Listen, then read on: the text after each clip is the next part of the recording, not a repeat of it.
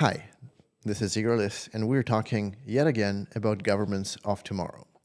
Today's discussion is specifically about that, the governments and the way they will function in, say, 100 years.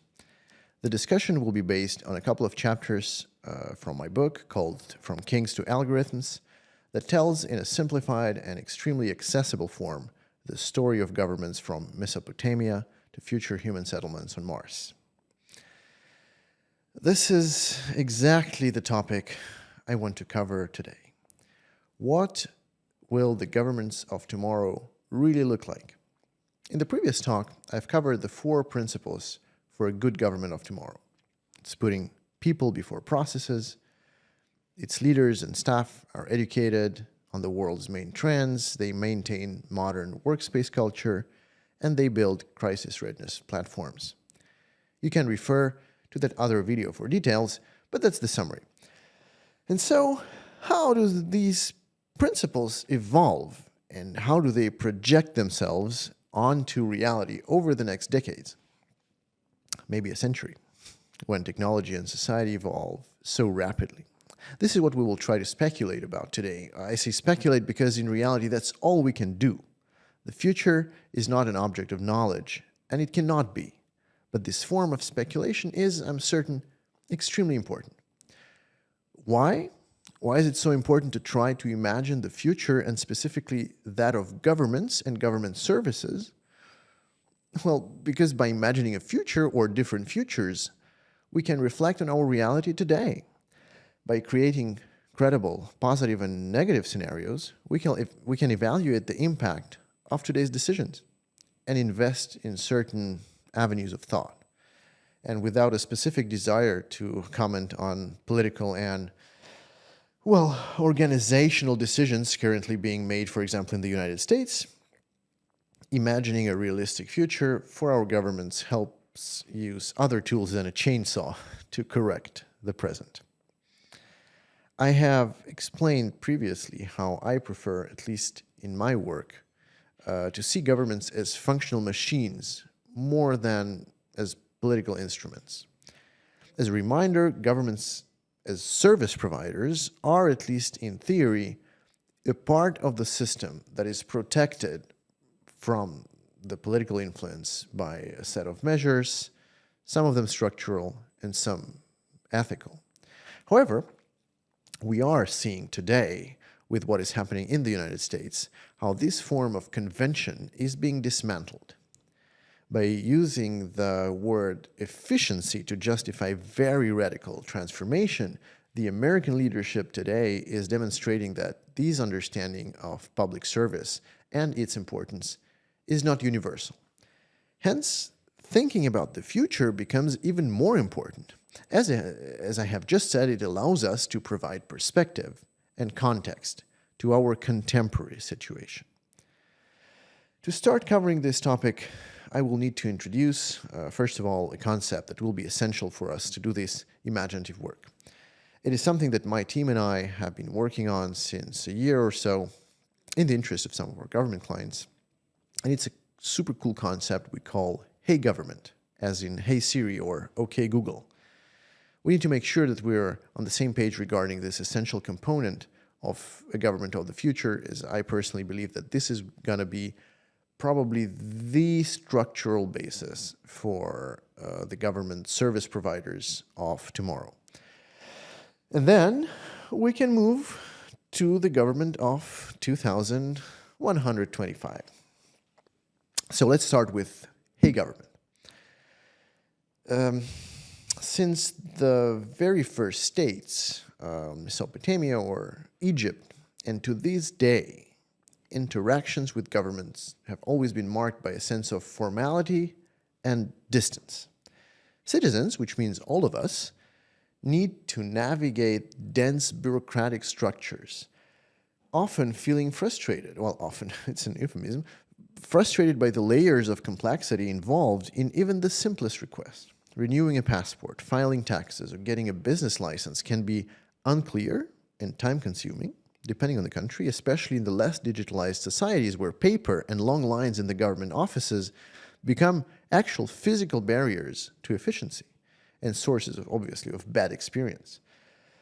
This fragmentation, both of services and communication channels, creates success blockers, resulting in inefficiencies that waste everybody's time and resources. In a sense, when Elon Musk says that government doesn't function properly, these layers of complexity and feeling of distance is why we all tend to agree with him, to some degree. It is nevertheless possible to imagine a future where none of that is even necessary. Governments of tomorrow will probably exist in a form that is simple, conversational, and personalized to every citizen's needs. A government will be more than just a mega app or an ecosystem of services. It will become, in a sense, almost your friend or a buddy. So our vision of Hey Government envisions, well, precisely that.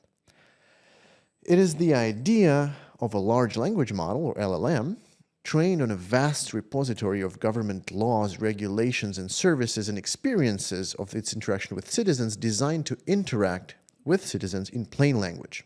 It functions as a government in your pocket, making all government services accessible through a single conversational interface, whether you are seeking information on health services, filing taxes, or even contesting a parking ticket. The interaction would be as simple as pronouncing a question or typing into a chatbot, as you would do with ChatGPT today. Hey government, I need help filing my taxes. And just like that, the system would guide you through the entire process, automatically filling out forms, answering your questions, and helping you to avoid mistakes along the way. This concept represents a profound shift in how we think about government services. At its core, Hey Government is about using AI to dissolve these traditional barriers between government departments. Instead of forcing citizens to understand and navigate the intricate workings of government agencies, which are often many, Hey Government abstracts away all the complexity. Citizens no longer need to worry about which department handles what issue or how to format their requests correctly. The system itself acts as the intermediary, intelligently routing queries and commands to appropriate services behind the scene. This is a citizen-centric model. Remember the first principle about focusing on people and not on processes? This is a great example, probably the example. It's a citizen-centric model that focuses on creating a seamless, human-like interaction layer between the individual and the state. The benefits are clear. Governments become more efficient, response times are reduced, and the overall user experience becomes significantly more intuitive and less frustrating. Furthermore, this model fosters a stronger sense of trust in the government because it removes the opacity that so often defines bureaucracy. To illustrate it, we can think about some case studies. For example, one we often use is, you can imagine a couple of citizens of any country, let's say UAE, they live in Dubai of 2055, and they prepare to welcome their newborn daughter. The Hey Government is there to guide them through the entire process. Immediately after the birth, the hospital notifies the parents through their Hey Government assistant, maybe a smartphone app or a special device, and the system automatically initiates the required processes for registering the birth. Without having to fill out any forms, the mother says, "Hey government, can you help me register my baby?"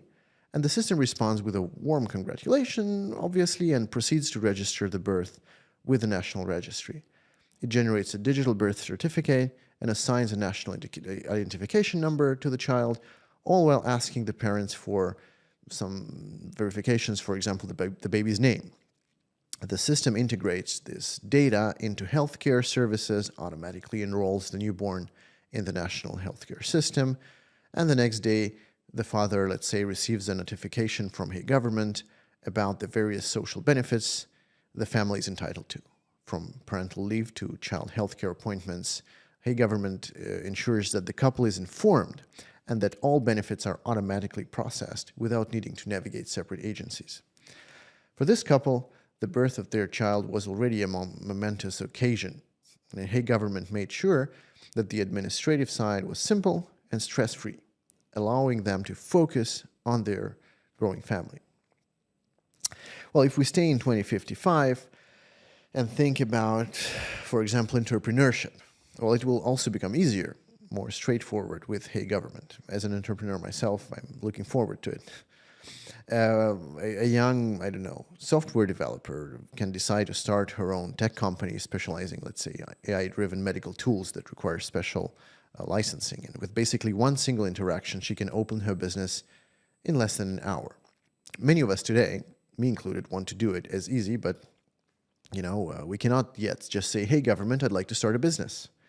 And the system would prompt her with a series of questions about the nature of her business, location, the name, all these sort of things. And instead of spending days or even weeks in some countries filing paperwork with multiple agencies, especially when licensing is involved, the entrepreneur's responses are processed in real time, automatically registering her business with the National Registry, setting up a tax profile, generating all required licenses based on the sector. And as a new business founder, she receives, obviously, once again, personalized guidance. Her Hey Government notifies her about relevant business grants, tax incentives, even connects her maybe with a local business incubator. It also ensures compliance by scheduling an automated follow-up with the tax office, business inspections, sparing her from potential oversights, especially in her licensed domain. And as she grows her business, she can return to Hey Government at any time, asking for assistance with filing taxes, hiring employees, or, for example, applying for government contracts. What used to be a complex, multi-departmental affair is now condensed into a streamlined conversation with an AI assistant that never forgets the details.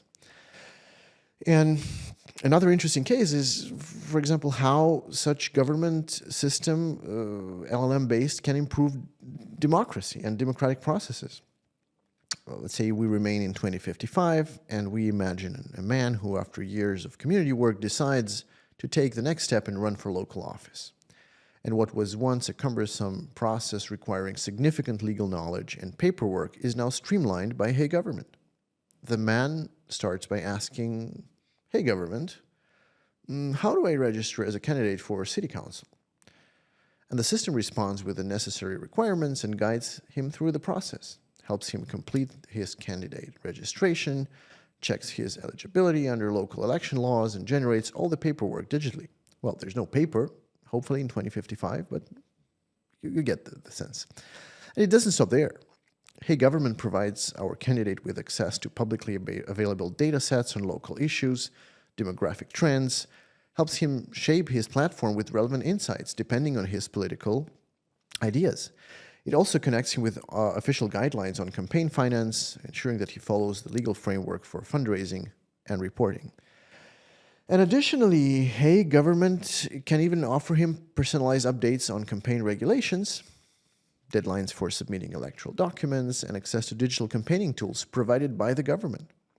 And during his campaign, the candidate continues to rely on Hey Government for everything from real-time updates and policy debates to engaging with voters through government-managed digital town halls. The system would allow for open, transparent, accountable campaigning, and all by leveling the playing field for all candidates, which, as we all know, today is not necessarily the case. Hey Government will also be extremely useful in less joyful situations. For example, with the climate change risks, it is easy to conceive of a natural disaster that might hit any part of the world, and that will call the national government to action. If a massive hurricane, let's say, strikes the east coast of the US in the future where our government AI is active, Hey Government can become a critical tool for both citizens and emergency responders. We can see a resident in a coastal town endangered by an incoming hurricane receiving an emergency notification on their Hey Government interface before the catastrophe makes landfall.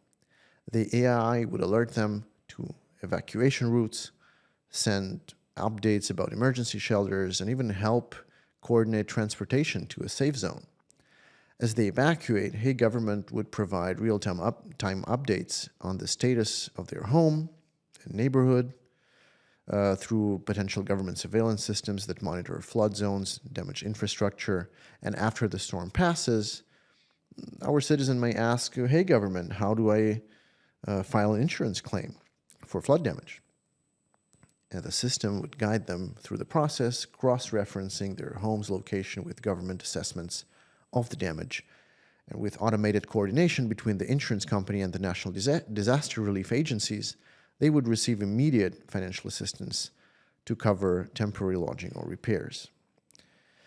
And for emergency responders, as I just said, Hey Government also would serve as a backbone, let's say for coordinating relief efforts. It would ensure that real-time data from citizens, like our evacuated ones, is relayed to appropriate agencies, providing critical insights into areas that need urgent help.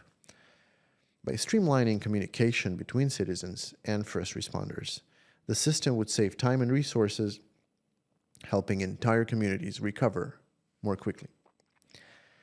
And while the concept of Hey Government may sound like a perfect solution to so many problems, and it's obviously difficult to explain it in 10 minutes, making it a reality is no small feat. There are significant technical, technological, ethical, and legal challenges, and also cultural ones that need to be addressed before it can even be tested in reality. This is something that we at my company Gambit are working on, and the first step towards realizing Hey Government as an actual solution is developing, obviously, of national LLMs that are trained on specific data, legal systems, and languages relevant to each country.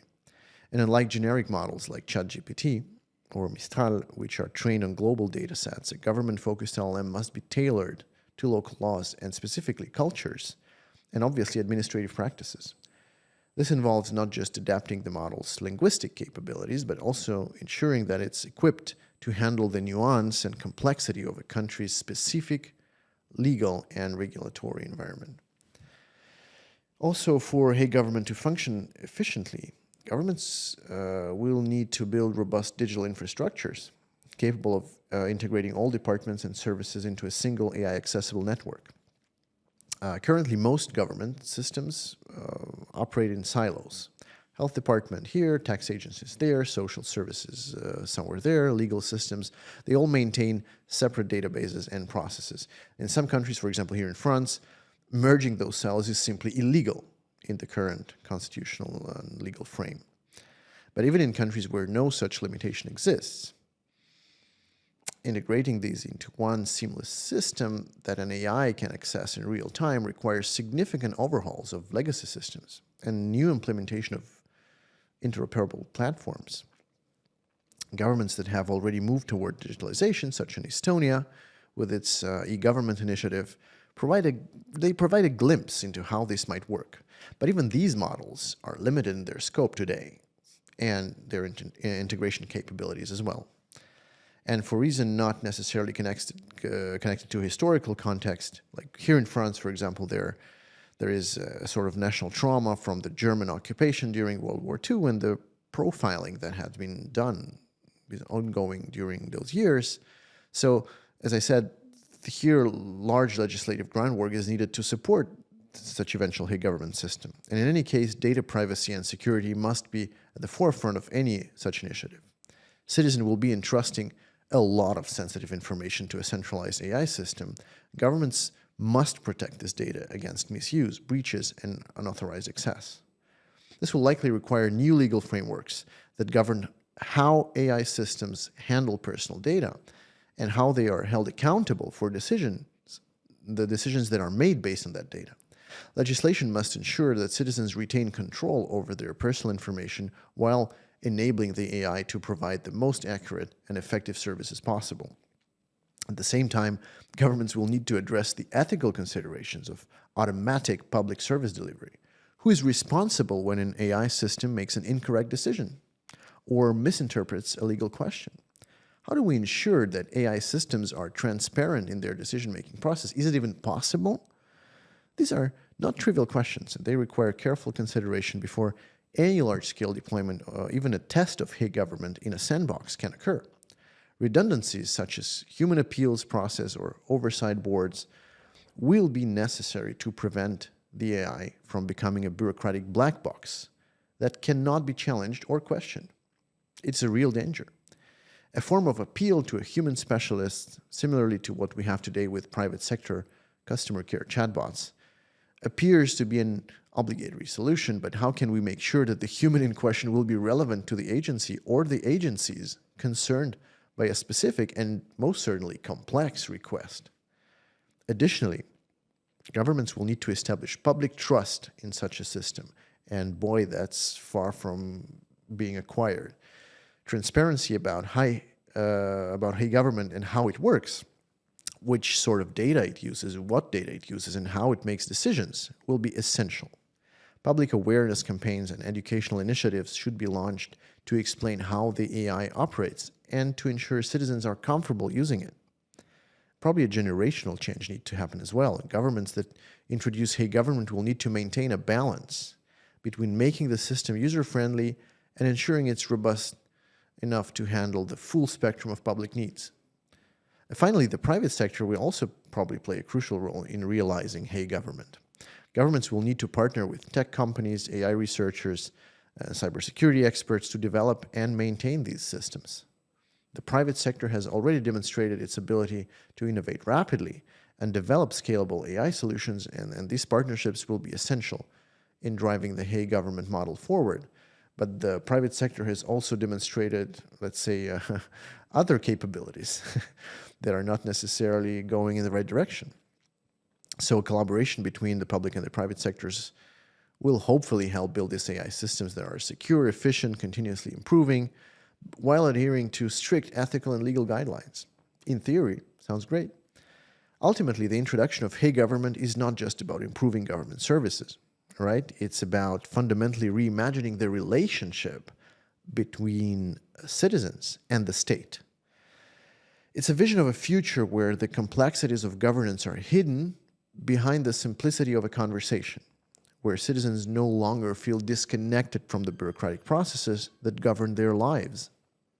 But to make this vision a reality, governments must commit to investing in the necessary technology, building the right infrastructure, and establishing the legal and ethical frameworks that will support such a transformation. Now, to travel a bit further in time, we were in 2055 with our little examples. We can travel maybe 50 years further, or even 70 years further. In the book that I mentioned, From Kings to Algorithms, I explore how governments became service providers through the necessity to control territories that lie out of the ruler's direct reach. They started long in the past. What they were doing, and at least are supposed to be doing today, they build, maintain, develop records, infrastructure, and ensure defense and safety. And in the world of tomorrow, all of these will be different. Records will most likely be fully digitalized and stored on a form of blockchain managed by automated systems. Infrastructure will take into account possible settlements on the moon or either other planets. We'll come back to that. And defense and safety will be completely different, as the dangers that society will face will shift to new and more sophisticated threats. If we project ourselves a century forward from now, so 2125, we enter a world where government services could be woven seamlessly into the technological and social fabric of daily life, becoming more than mere facilitators of order or safety. In this world, the very concept of public service will surely transform, taking on new meanings in a reality shaped by AI-managed environments, cross-planetary human presence, and ultra-personalized government models.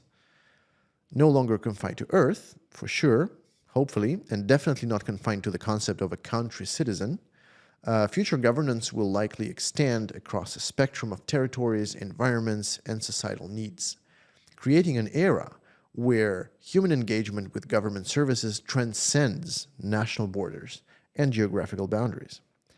For example, consider the element that has probably been the very first public service in the history of humanity: records. From data on land ownership to family lineage and legal rights, it had been inscribed on clay tablets, stored in archives, and digitalized now in centralized databases. And 100 years from now, these records might exist in secure distributed ledgers where data integrity is guaranteed not by a government clerk or a digital signature, but by some form of quantum-proof encryption and automated auditing processes that happen all the time, simultaneously. Such records may be accessible anywhere in the solar system, capable of updating dynamically across huge, maybe interplanetary networks, allowing citizens to access and manage their lives documentation seamlessly from Earth to Mars as fantastic as it might seem today. The government's infrastructure will also redefine itself. Rather than physical buildings or isolated IT systems, the infrastructure of tomorrow's government might be largely virtual and autonomous. As the Hague government system requires amalgamated data storage, this future data structure will be a sort of merger of different subsystems. Smart cities and smart states will operate with integrated IoT sensors, artificial neural networks, self-regulating environments, where everything, roads, public spaces, and utilities will adapt in real time to the needs of each citizen. Government agencies will function more like interconnected hubs within these networks, overseeing data flows and managing societal well-being through algorithms rather than paperwork and regulations, responding to changes in population's health, environment conditions, or economic needs. They will respond instantly and often autonomously. I am certain personally that the border between traffic management, public health monitoring, and prevention systems and regulations will be very thin. Imagine there is an accident where some toxic chemical is liberated into the air. For us today, many different agencies must deal with their own side of the problem. But for the government of the future, this systemic event will call for a systemic response. The same megasystem will regulate traffic, relocate citizens, manage healthcare response, analyze the reasons of the incident, facilitate compensations, and even probably adapt legislation and regulations based on lessons learned. Probably all that within minutes. In terms of safety and defense, the traditional mechanics of law enforcement and military power may also give way to new models of digital defense, like with the example with chemicals. The threats of tomorrow will arise less from geopolitical tensions, I hope, but rather more from cyber and environmental and space dangers, with governments playing a critical role in managing this cyber and climate security across national and, once again, most likely planetary lines. Here, the artificial general intelligence may, the super powerful human-imitating intelligence that's artificial but that understands, will probably be a frontline defense zone, identifying and neutralizing digital threats far beyond the capabilities of current cyber defense frameworks. These systems may not only monitor physical borders, but guard against sophisticated cyber attacks, a natural phenomenon that have the potential to disrupt global stability. This world of the next century will see something far more advanced than the LLM-based Hague government we talked about earlier. Instead of having this Siri-like language model that transforms a citizen request into a query for different departments of the state apparatus, our future compatriots will be served by predictive systems so powerful and so well informed with all the data that they collect, that they will know in advance, for example, if a skiing accident will occur, based on the analysis of recent weather patterns, the skier's physical activity, and data from other people on the slopes. Before our skier even realizes there is a risk, an evacuation vessel will be dispatched, prepared to respond in case of an accident, which the system will deem likely. Similarly, just by analyzing behavior patterns and sensorial data, this AGI-powered government machine will start building and reorganizing infrastructure to prepare for someone's life event, like buying a new house or marrying the love of their life. These transformations will raise new questions, obviously, around identity, belonging, and the role of human agency in governance. As we move towards this new age of highly automated public service, how will individuals connect with their governments? How will communities preserve their unique identities within systems that they may inherently seek universal efficiency outside of state borders? These governments of 22nd century will need to tread really carefully. They will need to protect the richness of human culture, balancing efficiency with the diversity and depth that characterizes human societies. Well, Elon Musk promised us, and many want to believe it, I want to believe it, that humanity's reach will soon extend far beyond Earth. In 100 years, we're likely to see permanent settlements on Mars, the Moon, perhaps even other celestial bodies. As governments look to provide services to these far-off places, they will face a unique set of challenges with absolutely no historical precedent to guide them. governing an extraterrestrial settlement will mean addressing not only the technical demands of life in an alien environment, but also the legal, social, and ethical questions that come with establishing human society beyond our home planet. One of the foremost challenges will be deciding on a framework for interplanetary law. How will Earth-based governments interact with extraterrestrial societies? Will they be extensions of Earth jurisdictions with colonists, let's call them colonists, following terrestrial laws, or will they develop their own government and governance structures tailored to their unique needs and environments? If we consider what comes closest as historical precedents, such as colonial governance on Earth, we can imagine that centralized rule may be initially applied. However, as interplanetary colonies become self-sufficient, which they inevitably will become at some point, they could demand autonomy, creating a decentralized model of governance where, let's say, martial or lunar governments operate independently while maintaining ties with Earth, especially given that there is no physical possibility to project power to, say, Mars rapidly. Well, there will be possible means of coercion, of course, such as retaining resources. The power relationship between Earth and its daughter societies will be something very new. To address this complexity, governments may turn to principles from existing international law. Bodies like the United Nations that often criticize, well, they may evolve to include an interplanetary arm facilitating diplomatic relations, resource sharing agreements, dispute resolution mechanics between planetary governments. And establishing something like the Universal Charter for Extraterrestrial Governance could serve as a foundational document, much like the existing United Nations Charter. It could outline the rights, responsibilities, and protections for settlers. Well, in addition to legal frameworks, extraterrestrial governments will need to consider the logistical aspects of providing services to distant colonies. Communication, for example.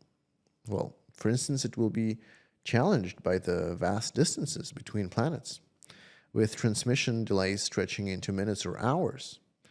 And to bring something to Mars takes a year. To bridge this gap, colonies might rely on a blend of autonomy and Earth-based support, definitely with AI-driven governance systems playing a central role in day-to-day administration. These systems could function much like localized versions of Hey Government, handling routine governance tasks autonomously while, let's say, Earth-based authorities remain available for critical and high-level decision-making. The societal structure of these colonies or these settlements will likely differ from anything we have seen on Earth. Life on Mars or the Moon will demand a high degree of resource management, environmental control, and psychological adaptation.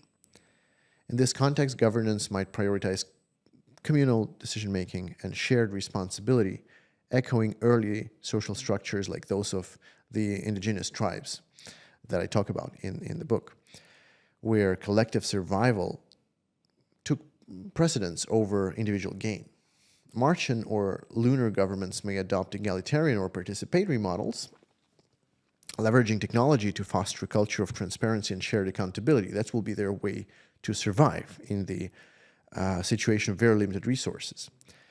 They will also be the challenge of maintaining a sense of identity and connection for these extraterrestrial citizens. As the years pass and generations are born off Earth, cultural and psychological divides could emerge, creating tensions between planetary communities. How many science fiction books talk about this eventuality?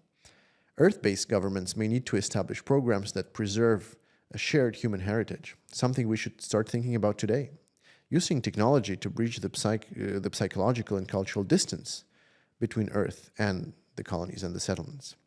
This might include cultural exchanges, virtual interplanetary town halls. There are many things we can imagine, all these projects that reinforce a sense of unity across the lines. And we can maybe use this thought experiment to think about how can we bridge gaps between societies here on Earth today.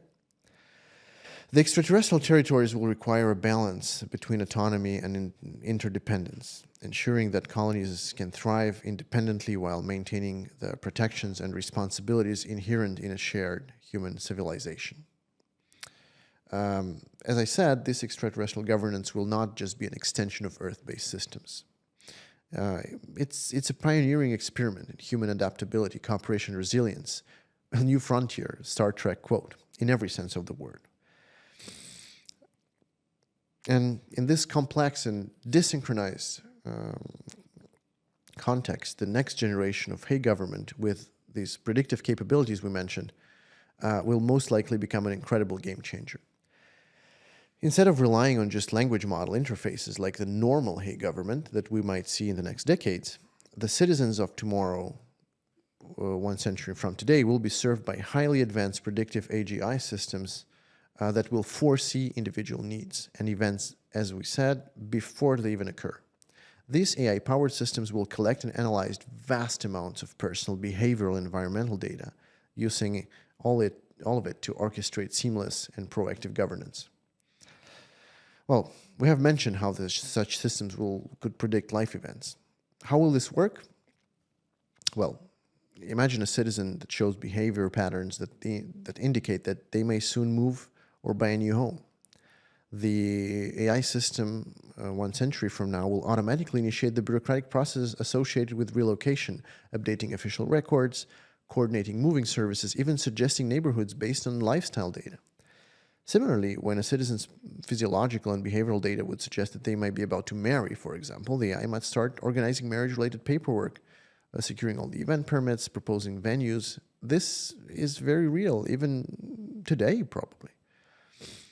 And the key difference is that rather than the citizen requesting these services, the government will be a silent but ever-present support, adjusting its responses as individuals navigate through the significant transitions of their lives. We have to remember that the first empires that were created as governance structures, they were created to allow control over land where the leader could not just appear any day. They launched the process of creating this stable omnipresence of governance. These predictive systems of tomorrow will act in the same way for the societies probably on other planets. Government will be present by its processes, not by the office or a bureaucrat. Its predictive nature will ensure that even in a case of communication blackout, no citizen will be left behind, however far in space or on Earth they are. Obviously enough, this predictive capabilities once again raise essential questions about autonomy, privacy, and choice. While the convenience of anticipating needs could enhance quality of life, citizens might worry about governmental systems that know them so intimately that they can predict personal choices. Safeguards will be essential to ensure that these predictive services remain respectful of individual freedoms. Citizens must retain the ability to approve or reject these services that the AI anticipate, and opt-in frameworks will likely be the norm to ensure that these predictive systems operate within ethical bounds. Regulatory bodies may emerge specifically to oversee predictive government systems if, let's say, the European approach to the question will prevail with time. But regardless, we can be certain that the extent of these predictive systems' knowledge will be purely astonishing. What we have today will be a kid's play. By analyzing aggregated medical data, environmental factors, historical health trends, for example, this predictive AI could alert citizens to potential health risks before they become apparent, suggesting preventive care or lifestyle changes tailored to each individual. In the event of a predicted health emergency, such as a cardiovascular episode or a severe allergic reaction, emergency services could already be en route before the first symptoms even manifest themselves. The implications for public health alone are enormous, potentially shifting healthcare from a reactive model to one of full prevention and real-time intervention, revolutionizing wellness management on an unprecedented scale. On an infrastructural level, predictive AI could reshape the layout and function of entire communities, cities, even states, regions. A century from now, this government AGI we mentioned could be the one creating blueprints and conducting works for logistical needs no human thinking can even foresee today. As demographic data, birth rates, and lifestyle trends evolve, such systems could proactively recommend adjustments to local infrastructure, such as constructing new schools, recreational facilities, or healthcare services before the demand surges. Roads, public transport, utility systems might automatically adapt based on real-time usage data, relocating resources to high-demand areas during peak times, conserving energy when demand wanes. Rather than rigid urban planning, predictive AI could support flexible, citizen-responsive cityscapes that evolve real-time with the population's needs.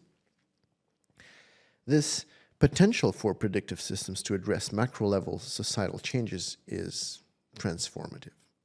In managing environmental risks, AI systems could anticipate natural disasters, deploying resources preemptively to mitigate damage, evacuate high-risk areas, and support affected communities.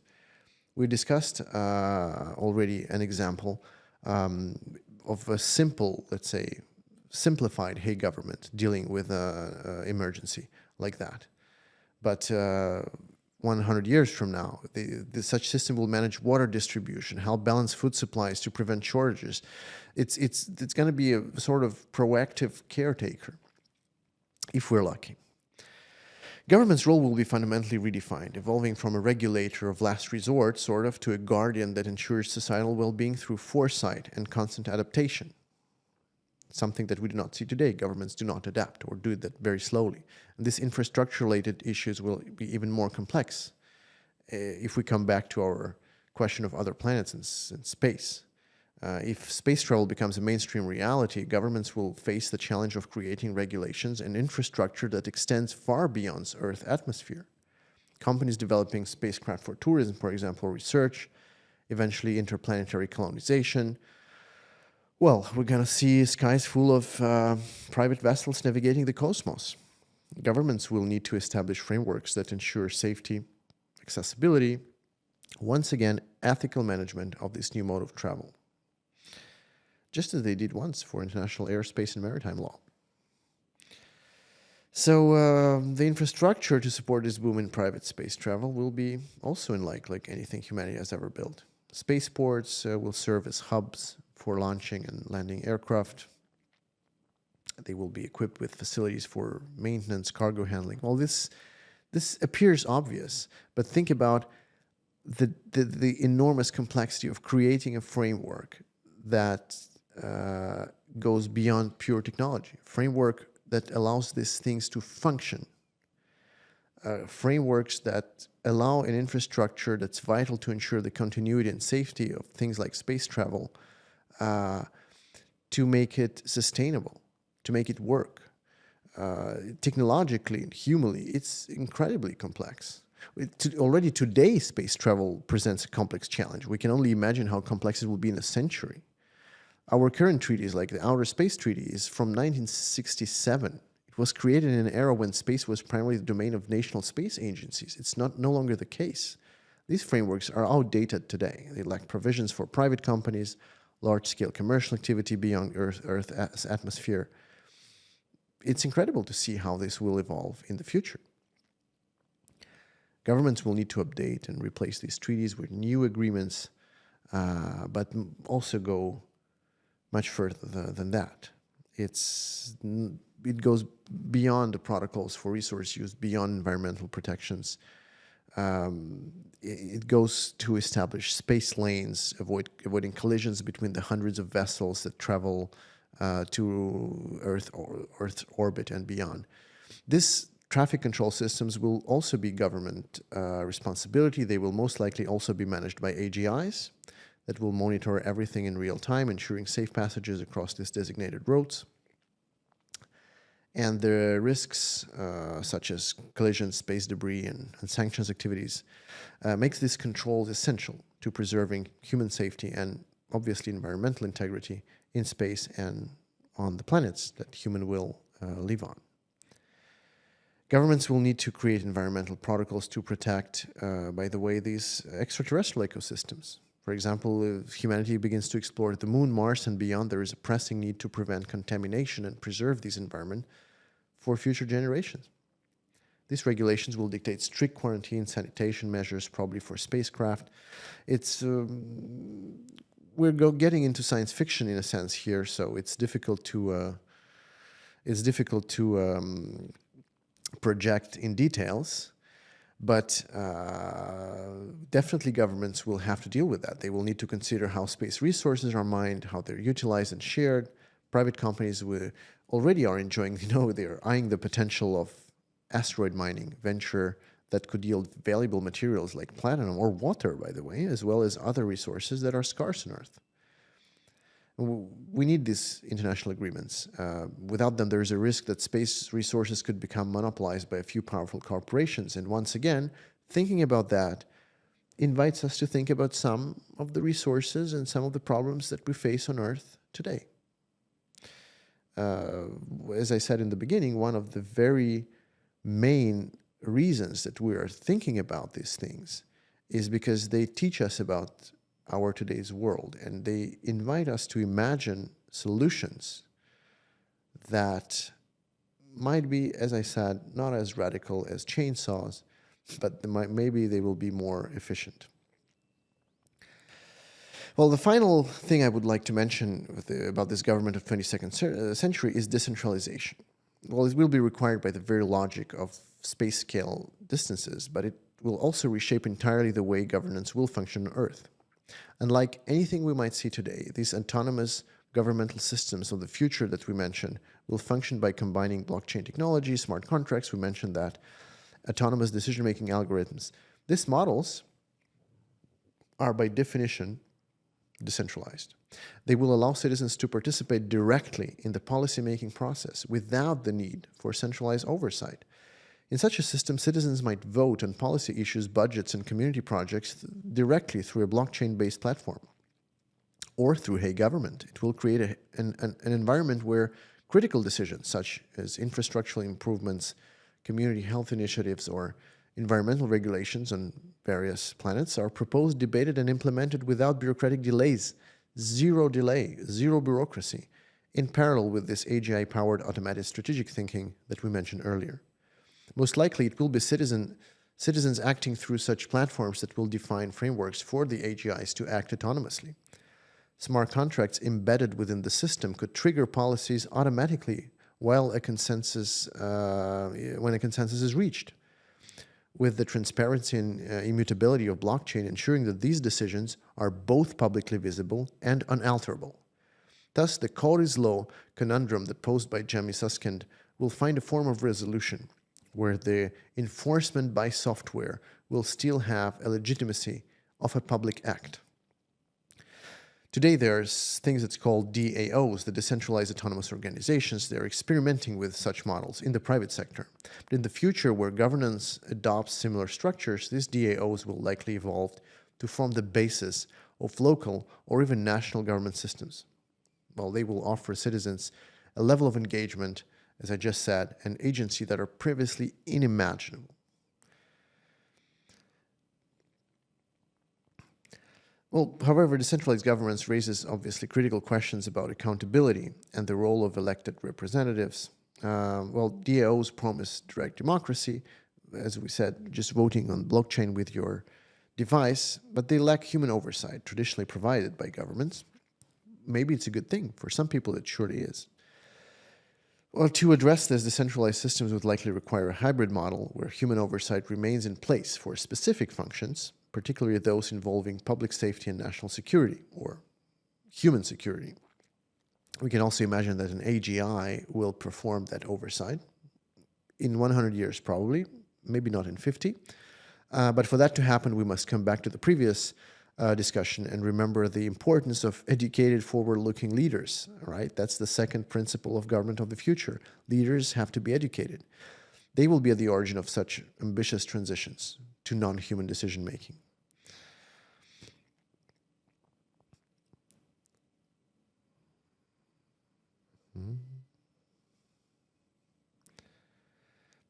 The future of governance is poised to transcend traditional boundaries, moving beyond the centralized, geographically confined structures that have defined society for centuries. As we've explored in our thought experiments today, each innovation, from ultra-connected infrastructure and predictive AI to AGI to decentralized governance and extraterrestrial services, reshapes not only how governments function, but what they fundamentally are. This transformation promises to make governance more agile, responsive, and inclusive, enabling governments to serve not just their immediate citizens, but a global and perhaps even interplanetary constituency. At the heart of this evolution lies a shift in purpose. Future governments may find that their role is no longer about enforcing laws or providing services. It will rather be incredibly powerfully and increasingly about fostering resilience, promoting inclusivity in the best sense of the word, and ensuring that every citizen, regardless of their location or background, has a voice. AI-driven personalization, decentralized decision-making, autonomous platforms empower individuals to engage with their governments on their own terms. In this new era, governments will not only respond to the needs of their people, but will proactively anticipate them, building societies that adapt and grow alongside their members. The concept of government itself will probably shift from a static, institutionalized entity to a fluid, evolving system of partnerships, technologies, and citizen engagement. The geometry of government will be variable. The questions that lie ahead will challenge every facet of governance. What does it mean to be a citizen in a world where national borders blur and decentralized platforms hold power? How do we ensure accountability where policy are made by AI-driven models? What ethical frameworks will guide governments as they navigate the cosmos? This future gazing brings us, in a sense, to the 18th century, Jean-Jacques Rousseau and the social contract. It is a topic I explore in more depth in the book, but today let us just remind ourselves that governments of tomorrow are likely to migrate from being institutions that exist above the people to ones that exist alongside them, integrated seamlessly into their lives. This vision, though filled with unknowns, holds a promise. A world where governance is a dynamic, adaptable, and diverse, as humanity itself process, transcending boundaries to create a truly interconnected society. I'm happy to get your feedback on my thoughts, so don't hesitate to comment and reach out. That was all for today, and see you soon.